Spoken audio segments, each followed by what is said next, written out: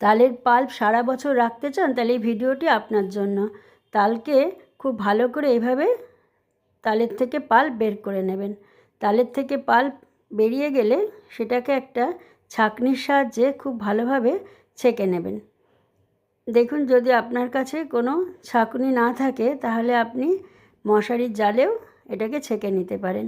এইভাবে ঘুরিয়ে ঘুরিয়ে তালটার থেকে পাল্পটাকে ভালো করে ছেঁকে নেওয়ার পরে দেখবেন কিছুটা আঁশ থাকবে, এই আঁশটা ফেলে দেবেন। এই আঁশটা তালটাকে তেতো করে। এই যে ছাঁকনিতে ছাঁকার পরে দেখুন কিছুটা আঁশ বেরিয়েছে, এটাকে ফেলে দেবেন। এরপরে এই পাল্পটাকে কড়াইতে বসিয়ে খুব ভালোভাবে নাড়তে থাকবেন। না নাড়লে এটা কিন্তু লেগে যাবে। আর চিনি আমরা মেশাইনি, চিনি মেশালে জল বেরোবে, আপনাকে অনেক বেশি নাড়তে হবে।